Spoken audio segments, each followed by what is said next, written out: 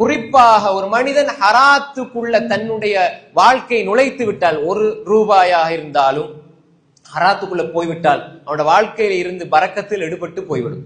அன்புக்குரிய சகோதரர்களே, அப்ப எனவே இந்த ஹலால் ஹராம் என்ற விஷயத்தில், ஒரு மனிதன் வியாபாரம் என்ற விஷயத்துல, கொடுக்கல் வாங்கல் விஷயத்துல அவன் தெளிவாக பேணுதலாக இருக்க வேண்டும். அதனாலதான் ரசூல் ஸல்லல்லாஹு அலைஹி வஸல்லம் சொன்னாங்க, இன்னல்லாஹ தய்யிபுன் லா யக்பலு இல்லா தய்யிபா. அல்லாஹு தஆலா தூய்மையானவன், அவன் தூய்மையானதை தவிர வேற எதையும் ஏற்றுக்கொள்ள மாட்டான். நல்ல விளங்கிக் கொள்ளுங்க. அல்லாஹ் தூய்மையானவன், அல்லாஹ் தூய்மையானவன், தூய்மையானதை தவிர வேற எதையும் அல்லாஹ் ஏற்றுக்கொள்ள மாட்டான். இன்னல்லாஹ தய்யிபுன் லா யக்பலு இல்லா தய்யிபா. இன்னல்லாஹ அமரல் முஃமினீன பிமா அமர பிஹில் முர்சலீன். ரசூல்மார்களுக்கு எதை அல்லாஹ் ஏவுனானோ அதைத்தான் முஃமின்களுக்கும் அல்லாஹ் ஏவுகிறான். ரசூல்மார்களுக்கு என்ன அல்லாஹ் சொன்னான்? யா அய்யுஹர் ருசுல், யா அய்யுஹர் ருசுல் குலு மினத் தய்யிபாத்தி வஅமலு ஸாலிஹா. ரசூல்மார்களே, நீங்க நல்லதை சாப்பிடுங்க, சாலிஹான அமல் செய்யுங்க. நல்லதை சாப்பிடுங்க. குலு மினத் தய்யிபாத்தி வஅமலு ஸாலிஹா. நீங்க நல்லதை சாப்பிடுங்க. நல்லதுன்னா என்ன? ஹலாலானதை புசியுங்கள், சாலிஹான அமல செய்யுங்க. ஹலாலானதை சாப்பிடுங்க, சாலிஹான அமல் செய்யுங்க. இதே விஷயத்தை தான் முஃமின்களுக்கு அல்லாஹ் சொல்கிறான். யா அய்யுஹல்லதீன ஆமனு, அங்க யா அய்யுஹர் ருசுல், இங்க யா அய்யுஹல்லதீன ஆமனு குலு மின் தய்யிபாத்தி மா ரஸக்னாகும். நாங்க உங்களுக்கு தந்த ரிஸ்கில இருந்து நல்லவற்றை நீங்கள் சாப்பிடுங்கள், புசியுங்கள். அப்ப ரசூல்மார்களுக்கு சொன்னது தான் முஃமின்களுக்கு அல்லாஹ் சொல்றான். ஹராமானதை சாப்பிட்டுட்டு நீங்க அல்லாஹ் இடத்துல துஆ கேட்டால் அது கபூல் ஆகாது, அது கபூல் ஆகாது. நிறைய துஆக்கள் ஏற்றுக்கொள்ளப்படாமல் இருப்பதற்கு காரணம் அதுதான். அவர் ஹஜ்ஜுக்கு போயிருப்பாரு, ஜகாத் கொடுப்பாரு, தொழுவாரு, ஆனா அவருடைய பொருளாதாரத்தில் வட்டி இருக்கிறது, அவருடைய பொருளாதாரத்தில் ஹராம் கலந்திருக்கிறது, அவருடைய பொருளாதாரத்தில் கொடுக்கல் வாங்கலில் ஹராம் கலந்திருக்கிறது என்றால் அவருடைய துஆ ஏற்றுக்கொள்ளப்படாது, அவருடைய துஆ ஏற்றுக்கொள்ளப்படாது, பிரார்த்தனைகள் ஏற்றுக்கொள்ளப்படாது. ஹராமான விடயத்தை சம்பாதித்து ஹராமான வாழ்க்கையில் வாழ்ந்த ஒரு மனிதர், தன்னுடைய உடம்பு அப்படி வளர்த்த ஒரு மனிதர் எப்படி அல்லாஹ்வுடைய அன்பை பெற்றுக்கொள்வார்? அல்லாஹ்வுடைய அருளை எப்படி பெற்றுக்கொள்வார்? அப்ப ரசூல் ஸல்லல்லாஹு அலைஹி வஸல்லம் இந்த விடயத்துல, இந்த ஹதீஸிலே சொன்னாங்க, இன்னல்லாஹ தய்யிபுன் லா யக்பலு இல்லா தய்யிபா. அல்லாஹ் தூய்மையானவன், தூய்மையானதை தவிர வேற எதையும் அல்லாஹ் ஏற்றுக்கொள்ள மாட்டான் என்று சொல்லி போட்டு இந்த வசனத்தையும் சொல்லி அல்லாஹ்வுடைய தூதர் விளங்கப்படுத்திட்டு அதுக்கு பின்னால சொன்னாங்க, சும்ம ذكر الرجل, பின்பு ஒரு மனிதரை பற்றி அல்லாஹ்வுடைய தூதர் விவரித்து சொல்கிறார். இப்படி ஒரு மனிதர், சும்ம ذكر الرجل, ஒரு மனிதரை பத்தி சொன்னாங்க, யுதீலு ஸஃபர், அவர் நீண்ட பிரயாணம் செய்கிறார். யுதீலு ஸஃபர், நீண்ட பிரயாணம் செய்கிறார். இரண்டாவது அஷ்அத வ அக்பர், அஷ்அத வ அக்பர்.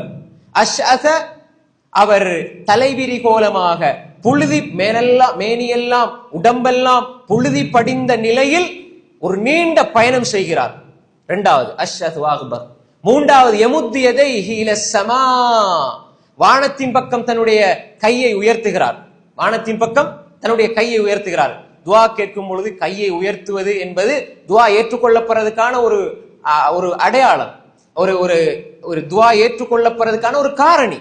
அப்ப யமுத்து யதைஹி இலஸ் ஸமா, வானத்தின் பக்கம் கையை உயர்த்துகிறார். யா ரப், யா ரப் என்று அழைக்கிறார். நாலாவது யா ரப், என்னுடைய ரப்பே, என்னுடைய ரப்பே என்று அழைக்கிறார். அழைத்து அல்லாஹ் இடத்துல துஆ கேட்கிறார். இதை சொல்லி போட்டு ரசூல் ஸல்லல்லாஹு அலைஹி வஸல்லம் சொன்னாங்க, வமத்அமுஹு ஹராம், அவருடைய உணவு சாப்பிடுறது ஹராம், அவர் சாப்பிடுகிறார், ஹராத்தை சாப்பிடுகிறார். வமஷ்ரபுஹு ஹராம், அவர் குடிப்பது ஹராம், அவருடைய குடிபானம் இருக்குது அது ஹராம். சாப்பாடு ஹராம், அவருடைய குடிபானம் ஹராம். வமல்பசு ஹராம், அவருடைய ஆடை அதுவும் ஹராமாக இருக்கிறது. வகுஸ்ய பில் ஹராம், ஹராத்தாலை தன்னுடைய வயிறை உடம்பை நிரப்பியும் இருக்கிறார். இப்படி ஹராத்தால வயிறை உடம்பை நிரப்பிய மனிதர் கடைசியில் அல்லாஹ்வுடைய தூதர் ஸல்லல்லாஹு அலைஹி சொன்னாங்க, ஃபஅன்னா யுஸ்தஜாபு லிதாலிக் ஃபஅன்னா யுஸ்தஜாபு லஹ். ரெண்டு மாதிரி வருது. அவருக்கு எப்படி பதில் கொடுக்கப்படும் என்று ஸல்லல்லாஹு அலைஹி சொன்னாங்க. இவர் துஆ கேட்டால் எப்படி அல்லாஹ் விடை கொடுப்பான்? அல்லாஹ் விடை கொடுக்க மாட்டான். துஆக்கள் ஏற்றுக்கொள்ளப்படாது. யாருடைய துஆ? எப்படிப்பட்ட மனிதர்? அவர் நீண்ட பிரயாணம் செய்கிறார், அப்படி இருந்தும் அவருடைய துஆ ஏற்றுக்கொள்ளப்படாது. அன்புக்குரிய சகோதரர்களே, இங்கு அல்லாஹ்வுடைய தூதர் ஸல்லல்லாஹு அலைஹி வஸல்லம் காரணமாக சொல்வது என்ன? ஏன் இந்த 4 விஷயத்தையும் சொன்னாங்கண்டா, முதலாவது யுதீலு ஸஃபர், ஒரு மனிதர் பிரயாணியாக இருந்தால் அவருடைய துஆ ஏற்றுக்கொள்ளப்படும் என்று ஸல்லல்லாஹு அலைஹி வஸல்லம் சொன்னாங்க. ஒரு மனிதர் பிரயாணம் செய்யற பொழுது துஆ செஞ்சா அந்த துவா ஏற்றுக்கொள்ளப்படும். இவர் பிரயாணியாக இருக்கிறார், நீண்ட பிரயாணம் செய்கிறார், துவா ஏற்றுக்கொள்ளப்படுகிற சந்தர்ப்பம். ஆனால் அவருடைய துவா ரிஜெக்ட், நிராகரிக்கப்படுது. காரணம் என்ன? அவர் ஹலால் ஹராம் விஷயத்துல பேணுதல் கிடையாது. ஹராத்தை சாப்பிட்டு விடுகிறார். வியாபாரத்துல ஹராத்மான முறையில சம்பாதிச்சு அவர் சாப்பிட்டா அவருடைய துவா ஏற்றுக்கொள்ளப்படாது. யுத்தீலு சஃபர், நீண்ட பிரயாணம், துவா ஏற்றுக்கொள்ளப்படுற சந்தர்ப்பம் பிரயாணம், ஆனாலும் துவா ஏற்றுக்கொள்ளப்படவில்லை. இரண்டாவது அஷ்ஷாத்து அக்பர், ஒரு மனிதன் தலைவிரி கோலமா புழுதிப்பட்ட நிலையில, அந்த கஷ்டமான நிலையில ஒரு மனிதர் அல்லாஹ்விடத்துல கேட்டால், அல்லாஹ்வுடைய தூதர் ஸல்லல்லாஹு அலைஹி வஸல்லம் சொன்னாங்க, ருப்ப அஷ்ஷாத்து அக்பர் மத்ஃபூஅன் பில் அப்வாப் ல வக்ஸம் அலல்லாஹி லா பர்ரா. எத்தனையோ பட்டை தலையோட புழுதி படிந்த மேனியோடு யாருமே கண்டுகொள்ளாத நிலையில இருக்கிற சில மனிதர்கள் அல்லாஹ்விடத்துல துவா கேட்டா அல்லாஹ் உடனே கபூல் செய்வான்னு சொன்னாங்க ஸல்லல்லாஹு அலைஹி வஸல்லம். இப்ப இந்த மனிதர் இருக்கிற நிலை, மேனியெல்லாம் புழுதி படிந்த நிலை, பிரார்த்தனை செய்தால் ஏற்றுக்கொள்ளப்படுகிற ஒரு நிலையில் இருக்கிறார். ஆனாலும் அவருடைய துவா நிராகரிக்கப்படுது. யமுத்தியதையில சமா, கையை உயர்த்தி துவா கேட்கிறார். அல்லாஹ்வின் பால் கையை உயர்த்தினால் அந்த கையை வெறும் கையாக விடுவதற்கு அல்லாஹ் வெட்கப்படுகிறான் என்று ஸல்லல்லாஹு அலைஹி வஸல்லம் சொன்னாங்க. அப்படி கையை உயர்த்தி கேட்பது துவா கபூலாகுவதற்குரிய காரணியாக இருந்தாலும் அந்த துவா நிராகரிக்கப்படுகிறது. மூன்றாவது, நான்காவது, யா ரப் யா ரப் என்று ஒரு மனிதன் அல்லாஹ்வை அழைத்து கேட்கிற பொழுது அல்லாஹு தஆலா அதுக்கு பதில் கொடுப்பான். அந்த கையை வெறுமையாக விடுவதற்கு அல்லாஹ் வெட்கப்படுகிறான். முதலாவது, அந்த மனிதன் கையை உயர்த்துகிற பொழுது அந்த கையை வெறும் கையாக விட மாட்டான் அல்லாஹ். அதே மாதிரி யா ரப் யா ரப் என்று அழைத்தால் அந்த அழைக்கிற மனிதனை அல்லாஹு தஆலா அப்படியே வெறும் கையோடு விடமாட்டான். அப்படி அல்லாஹ் நிராகரிக்காத துவாக்கள் ஏற்றுக்கொள்ளப்படுகிற 4 சந்தர்ப்பங்கள்ல இந்த மனிதன் இருந்து துவா கேட்டாலும் அவனுக்கு துவா கபூல் ஆகாது. காரணத்தை ஸல்லல்லாஹு அலைஹி வஸல்லம் சொன்னாங்க, அவனுடைய மத்அம், அவன் சாப்பிடுறது ஹராம்னு சொன்னாங்க. சாப்பிடுறது ஹராம்ண்டா என்ன? இதை தெளிவாக விளங்கிக் கொள்ளணும்.